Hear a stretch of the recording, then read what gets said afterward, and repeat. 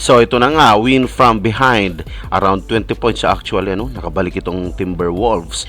Napakagaling. Tingnan natin ang stats nila, ano. Magandang pinakita. Yun nga, sa umpisa pa lang, magandang pinakita ni Edwards. At makita dito yung aggressiveness niya, no, doon sa game. Yun nga, at nakagawa si Edwards ng 16 points. Kahit 16 points lang, pero maganda naman yung contribution ng karamihan doon sa team nila, no. Actually si Reed sa bandang dulo maganda pinakita niya, at saka si Towns sa 23, si McDaniels 23, si Gobert 13, and then si Conley 10. So compared doon sa Nuggets, ito maganda talaga yung contribution as a whole of the team. Si Gordon, ito yung kulang talaga dito sa larong ito, hindi masyado maganda yung pinakita niya. Tingnan natin yung stats. So ito, yung si Gordon, si Porter, 4 at saka 7 points lang. Ito yung missing key players nila kung bakit sa palagay ko kung bakit natalo itong defending champion na Nuggets, dahil maganda naman pinakita ni Jokic at saka ni Murray. So ito lang talaga yung nakikita kong rason kung bakit nawala sila. The past 2 games si Gordon talaga ay magandang pinakita, pero ngayon ito yung kulang dito sa team nila.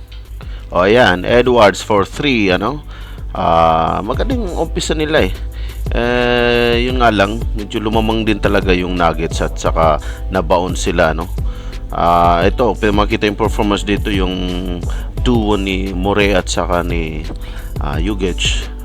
Maganda yung pinakita yung performance nila, kaya nga nakauna sila ng more than lead of 20 points, at saka sa third quarter nahabol yun ng Timberwolves.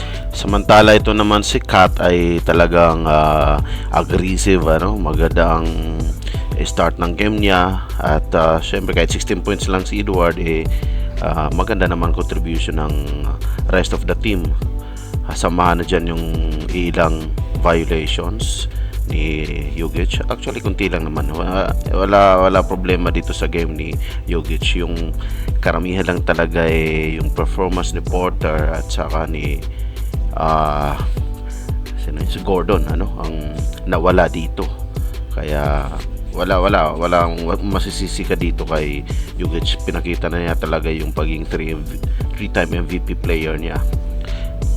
Dito naman sa fadeaway na shot dito ni Gobert, masasabi mo na talagang may pangitain na mananalo talaga sila sa Timberwolves, mananalo talaga sila.